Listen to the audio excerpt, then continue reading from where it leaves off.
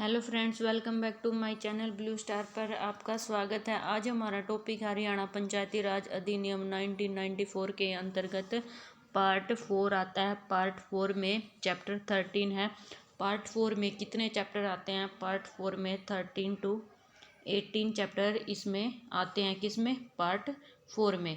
और इसमें आज हम चैप्टर 13 कवर करेंगे, जिसमें क्या है, जिला परिषद के बारे में बताया गया था। जिला परिषद का गठन कैसे होगा, कैसे उसकी रचना होगी, कैसे उसके मेंबर इलेक्ट होंगे, ये सब बातें चैप्टर 13 में बताई गई है। आज हम जिला परिषद के बारे में पढ़ेंगे डिटेल में।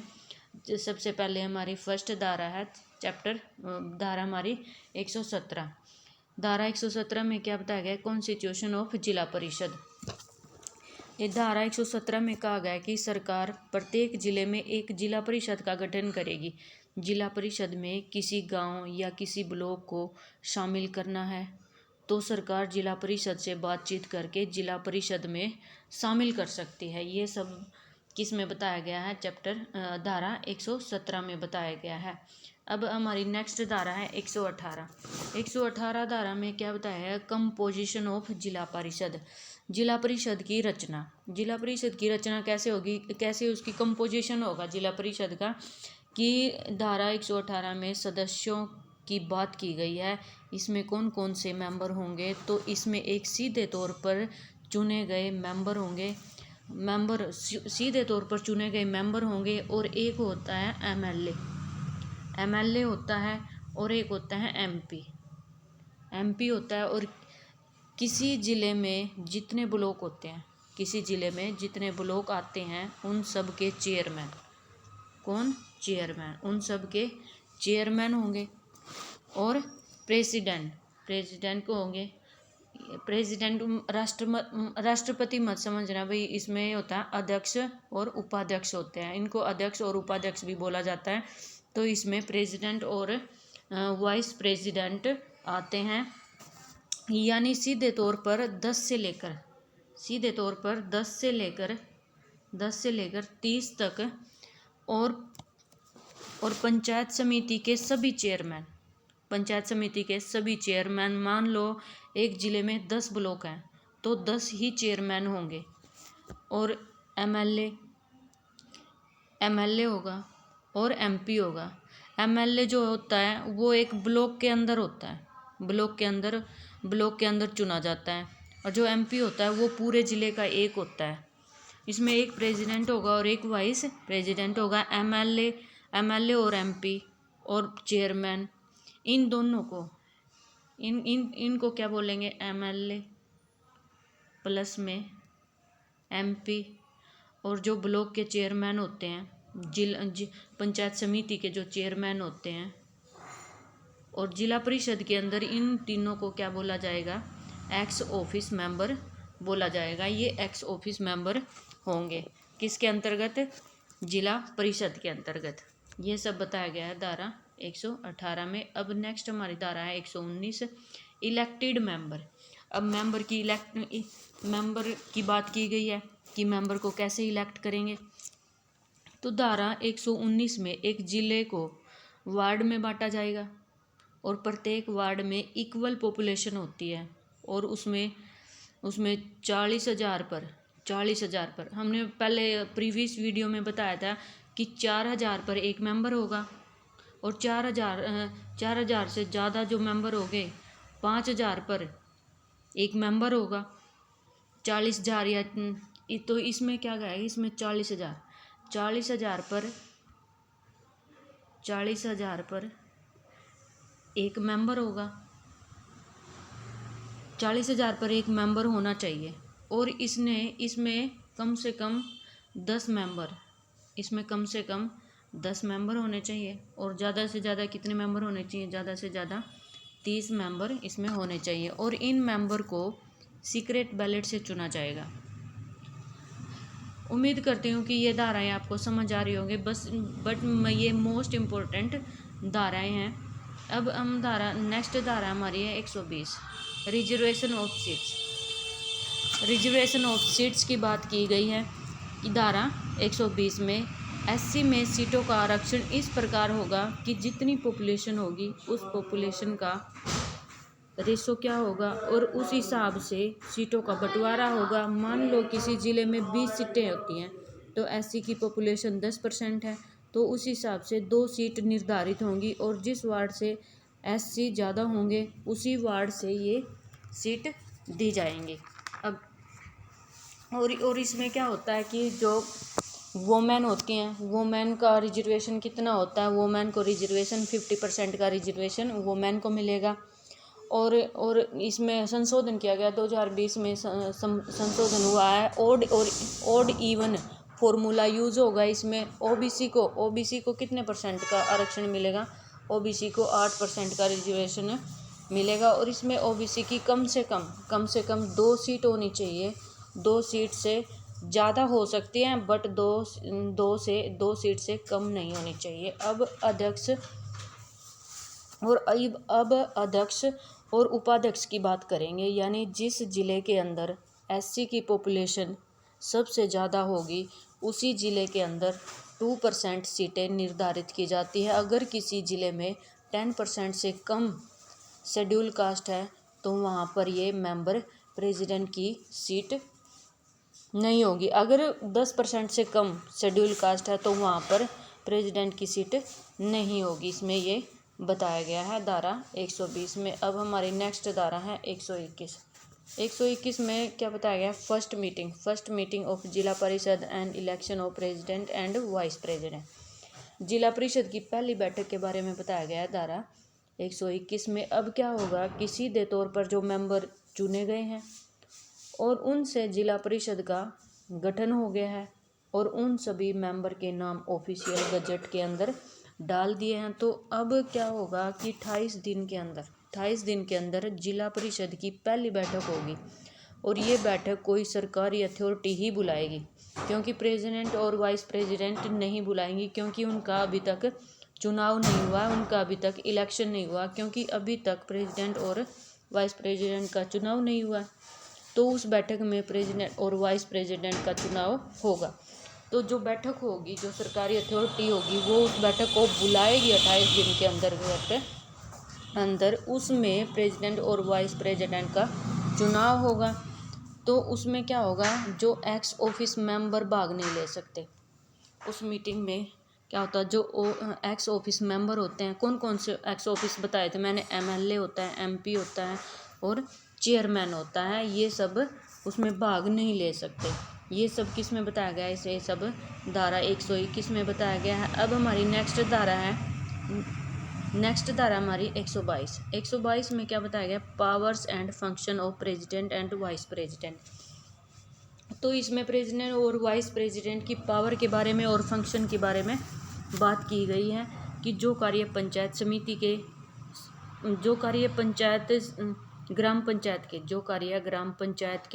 ग्राम पंचायत में सरपंच और पंच के होते थे, और वही कार्य पंचायत समिति में चेयरमैन और वाइस चेयरमैन के थे, उसी प्रकार जिला परिषद में भी प्रेसिडेंट और वाइस प्रेसिडेंट के फंक्शन और पावर्स होती हैं। डिफरेंस क्या है, डिफरेंस केवल इनके कार्य क्षेत्र अधिकार का होता है। ग्राम पंचायत अपने एरिया में करेगी कार्य और कर्तव्य, अपने एरिया में करेगी, पंचायत समिति अपने एरिया में करेगी और जिला परिषद अपने एरिया में करेगी। ये सब कार्य आने और अपने अपने एरिया में अलग अलग होगा, बट क्या है, कार्य इनका अपने एरिया में अलग अलग कार्य होगा। अब क्या होगा, अब जो बैठक होगी वो प्रेसिडेंट और वाइस प्रेसिडेंट ही बुलाएगा और उसका संचालन भी करेगा, उसको प्रिसाइड भी करेगा। तो अब जिले के जितने भी प्रशासनिक कार्य होंगे उन सब को कौन करेगा, प्रेसिडेंट करेगा या वाइस प्रेसिडेंट करेगा। अगर प्रेसिडेंट नहीं है तो वाइस प्रेसिडेंट करेगा। इसमें यह भी कहा गया है कि जो मुख्य कार्यकारी अधिकारी होता है, जितने भी कार्य करेगा उन सभी कार्यों की देख रेख प्रेसिडेंट करेगा, प्रेसिडेंट नहीं है तो वाइस प्रेसिडेंट करेगा। अब जिला परिषद में जितने प्रस्ताव पारित होते हैं उन सब को मुख्य कार्यकारी अधिकारी सरकार के पास भेजेगा अगर कोई आपातकालीन स्थिति आ जाए तो उसमें प्रेसिडेंट क्या करेगा? किसी जो काम बंद पड़ा है उस बंद हुए काम को शुरू कर सकता है, शुरू करवा सकता है। और जो काम नहीं हो रहा है, जो काम शुरू हो रहा है, उसको बंद भी करवा सकता है। तो उस इसमें क्या बताया, काम को करने से पहले जो ये काम शुरू करवाया जा रहा है या बंद करवाया जा रहा है और किसी हित के लिए ये कार्य हो रहा है, तो इस काम को करने के लिए कुछ पैसे भी लगते होंगे, पैसे लगते हैं। ये पैसा कहाँ से आएगा? ये पैसा कहाँ से आएगा? जो जिला परिषद का फंड होता है, जिला परिषद की निधि होती है, उसमें से ये सारा पैसा निकाला जाएगा। नहीं तो फिर क्या हो जाएगा? अगर बाई चांस प्रेसिडेंट अनुपस्थित है तो इन सब कार्यों का संचालन करेगा वाइस प्रेसिडेंट करेगा। जो प्रेसिडेंट और वाइस प्रेसिडेंट होता है, इनको क्या कहते हैं? इनको अध्यक्ष और उपाध्यक्ष भी बोला जाता है। इनको आप याद रखना। इनको जो मैंने ग्राम पंचायत में बताया था, पंच और सरपंच, और जिला पंचायत समिति में बताया था मैंने, चेयरमैन और वाइस चेयरमैन और एग्जीक्यूटिव ऑफिसर की बात की गई है। और जो जिला परिषद है, जिला परिषद में प्रेसिडेंट और वाइस प्रेसिडेंट और चीफ एग्जीक्यूटिव ऑफिसर की इसमें बात की गई है। ये सब टर्म्स आपको याद रखनी होंगी और धाराएं तो आपको याद ही करनी होंगी। अब नेक्स्ट हमारी धारा है 123 धारा है, terms of the office of president and vice president and motion of non confident against president and vice president. इसमें धारा 123 में बताया गया है कि जो मेंबर होते हैं प्रेसिडेंट और वाइस प्रेसिडेंट का चुनाव करते हैं, जो मेंबर होते हैं, मेंबर प्रेसिडेंट और वाइस प्रेसिडेंट का चुनाव करते हैं, और वही मेंबर्स उनको हटाने का भी काम कर सकते हैं। जो वोटर्स होते हैं, वोटर्स मैंने क्या बताया था, एमएलए और एमपी तो इसमें, और चेयरमैन तो इसमें भाग नहीं ले सकते इसके चुनाव में। किसके चुनाव में? प्रेसिडेंट और वाइस प्रेसिडेंट के चुनाव में भाग नहीं ले सकते। और बाकी जितने भी जो डायरेक्ट चुने जाते हैं, डायरेक्ट जिनका सीधे तौर पर इलेक्ट हुए मेंबर, वही मेंबर अपने में से एक प्रेसिडेंट और एक वाइस प्रेसिडेंट को चुनेंगे। उनको और जो एमएलए और एमपी और चेयरमैन होते हैं वो न उसके चुनाव में भाग लेते हैं और न ही उसको हटाने का काम कर सकते हैं। और जिन्होंने भी प्रेसिडेंट और वाइस प्रेसिडेंट का चुनाव किया है वही उसका चुनाव कर सकते हैं, वही उन मेंबर्स के पास ही उसको हटाने की पावर होती है। तो इसके लिए क्या करेंगे, एक प्रस्ताव पारित किया जाएगा और मीटिंग में 2/3 मेंबर्स उसके खिलाफ वोट करेंगे, तब उनको अपना पद खाली करना पड़ेगा। तब यही मेंबर नए प्रेसिडेंट का चुनाव करेंगे। अब इनके कार्यकाल की बात की गई है, तो इनका कार्यकाल कितने समय का होता है? इनका कार्यकाल होता है 5 साल का। इनका कार्यकाल कितने साल का होता है? 5 साल का होता है। और फिर यहीं पर अविश्वास प्रस्ताव की बात भी की गई है कि ये जो अविश्वास प्रस्ताव लाया जाता है, ये 1 साल के बाद ही अविश्वास प्रस्ताव ला सकते हैं। और 2020 में एक संशोधन हुआ था जिसमें क्या बताया गया है, 123A धारा 123A को भी जोड़ा गया है। उसमें सदस्यों का कार्यकाल के बारे में बात की गई है कि धारा 123A में जिला परिषद के मेंबर को हटाने की बात की गई है। राइट टू रिकॉल के अंतर्गत ये सब आता है। इसमें कहा गया है कि किसी वार्ड के वोटर को लगे कि ये जो मेंबर इलेक्ट होके गया है ये ठीक से काम नहीं कर रहा है, तो वो क्या करेंगे, 1 साल के बाद अविश्वास प्रस्ताव लाएंगे, यानी कि 50% वोटर्स रिटर्न में देंगे कि हमें ये मेंबर नहीं चाहिए। तो उस कंडीशन में क्या होगा कि कोई सरकारी अथॉरिटी आएगी, वहाँ पर इलेक्शन कराएगी। अगर 2/3 वोटर्स ने उसके खिलाफ वोट दी तो उस मेंबर को उसके पद से हटाया जाएगा। अब हमारी नेक्स्ट धारा है 124। लीव्स ऑफ एब्सेंस, इसमें क्या बताया गया है, धारा 124 में अनुपस्थिति की बात की गई है।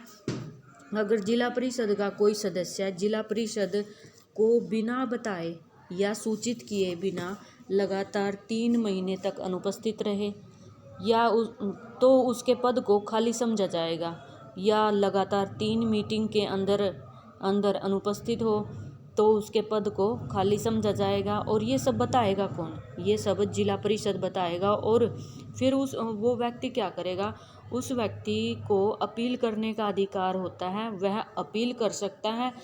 अपील करके वो रीजन बताएगा, वो 3 महीने से कहाँ था, उसने मीटिंग अटेंड क्यों नहीं की, तो ये सब रीजन वो अपने नोटिस में बताएगा। ये सब कौन सी धारा में बताया गया, ये धारा 124 में बताया गया। अब हमारी लास्ट धारा 125 penalty for refusal to hand over charge to new president, vice president और मेंबर। इसमें क्या बताया है कि जो नए अध्यक्ष होते हैं, उपाध्यक्ष होते हैं, नए सदस्यों को पदभार सौंपने से मना करने पर दंड या पेनल्टी भी लगा सकते हैं। धारा 125 में बताया गया है कि जो पुराने प्रेसिडेंट होते हैं, वाइस प्रेसिडेंट होते हैं, उनको अपना पद खाली करना होता है। उनके लिए कुछ टाइम निर्धारित होता है, वो पुराने ताकि पुराने जो प्रेसिडेंट और वाइस प्रेसिडेंट है, नए मेंबर को भी मौका मिलना चाहिए किसी कार्य को करने के लिए, तो नए मेंबर को पद मिल सके। इस कारण से अगर पुराना प्रेसिडेंट या वाइस प्रेसिडेंट अपना पद छोड़ने से मना कर दे तो बात सरकार तक जाएगी। उस केस में सरकार क्या करेगी, तो उसको रिटन में नोटिस देगी कि आप अपना पद खाली करें। अगर वह फिर भी अपना पद खाली नहीं करे तो क्या करता है कि सरकार मैजिस्ट्रेट के पास, तो सरकार ये नोटिस मैजिस्ट्रेट के पास भेजेगी। और मैजिस्ट्रेट के पास ये पावर होती है कि उसके पास ऐसी पावर होती है कि वो अपनी उस पावर से उस व्यक्ति की सारी संपत्ति जब्त कर सकता है। तब नए मेंबर को जो उसकी सारी संपत्ति है, जो उसकी सारी जमीन जायदाद संपत्ति है, तो वो सब नए मेंबर को सारी संपत्ति सौंप देगा। कौन सौंप देगा, मैजिस्ट्रेट के पास ये सब पावर होती है। आज हमने पार्ट 4 स्टार्ट किया है, और पार्ट 4 में कितने चैप्टर आते हैं, 13 to 18 चैप्टर इसमें आते हैं। और धाराएं कितनी आती हैं, धाराएं आती हैं 117 से 160 धाराएं इसमें आती हैं। और आज हमने 117 से लेकर 125 तक धाराएं कवर की हैं। आगे हम नेक्स्ट धाराओं को डिटेल में डिस्कस करेंगे।